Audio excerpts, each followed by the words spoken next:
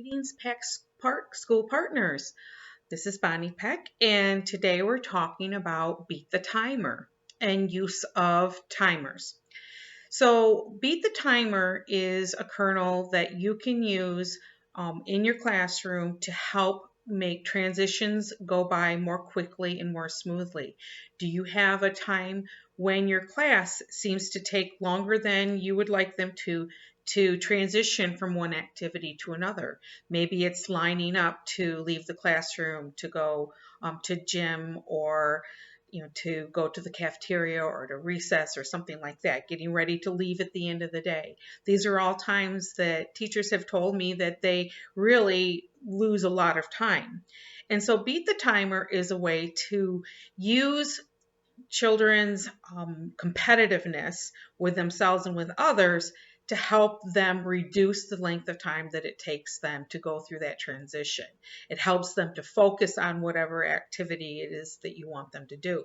So there's a couple of different kinds of timers you can use. You can use like a kitchen timer, or I also want to mention that most phones have either a timer or a stopwatch that you can use on the phone. Anything that will be easy and quick for you. Um, and depending on what activity you're doing, you might set it for a certain period of time and see if the class can beat that time. Or maybe you just start the timer and say, okay, we're going to see how long it takes, and then have them continue to pay attention to what they're doing. So, for example, let's say you're wanting to speed up the time at the end of the day when they're getting ready to go home and getting all their things together, maybe putting on their boots if it's winter. Time them, let them know, use your PAX quiet and talk to them about what you're about to do, and time them and see how long it takes for them to do that activity. And let's say it's 2 minutes and 35 seconds. Then you would write that on the board and maybe have a special area at the corner of your whiteboard where you put down what that time is.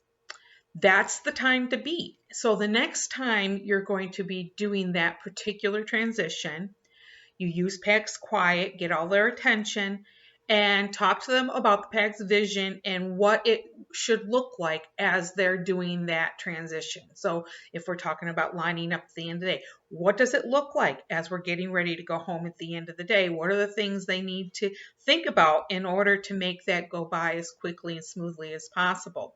That way it's getting them focused. Then take out your timer and start it and have them begin that transition activity. The goal is then for them to do it in a quicker time than what it was done the last time.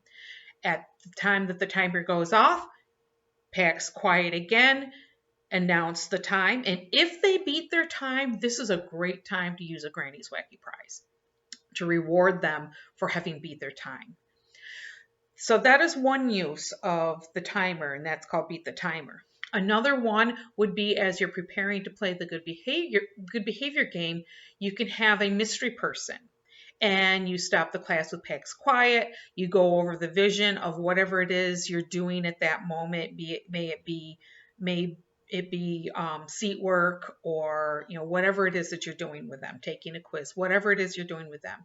Go over the vision as to what it should look like right now and set your timer. Say, okay, we're going to do this for 3 minutes. And I want everybody to be PAX leaders and follow the vision for 3 minutes, but I'm going to pick one person using the sticks who is going to be the mystery person. And I'm going to watch that person throughout this 3 minutes. And if that person gets through the 3 minutes without any spleens, we're going to have a Granny's Wacky Prize for the entire class, and we're going to announce who that person is. Now, if that person doesn't make it through the 3 minutes without any spleens, you don't tell the class who it is. You just say, oh, well, my mystery person wasn't able to do it in the 3 minutes, so we aren't going to get the Granny's Wacky Prize this time, but we're going to do it again later, and we're going to try it with a different person, so there will be another chance. This is one way to start moving them forward in preparing to play the game. Now, when you announce the winner, if the person did complete the time without any spleens, be sure to make a big deal out of it. Say, hey, this person did such a great job that they earned you that prize. Because we want to have those pro-social behaviors and we want them to feel good about themselves as well. Some other ways that you can use the timer is if there's a particular activity that the class is really struggling with, you can say to them, you know what, we have 5 more minutes of doing this math worksheet. So I'm going to set the timer, and at 5 minutes, we're going to try to have that all done so that we can move on to the next thing. It gives them something to focus on. It gives them something that is of some urgency for them. And again, if the entire class manages to finish that worksheet in that 5 minutes, great chance for another Granny's Wacky prize. So there's so many different ways that you can use the timer to help your students focus on what they're doing, help them follow their vision, and make your classroom go as smoothly with peace, health, happiness, and productivity throughout the day. Have a good day.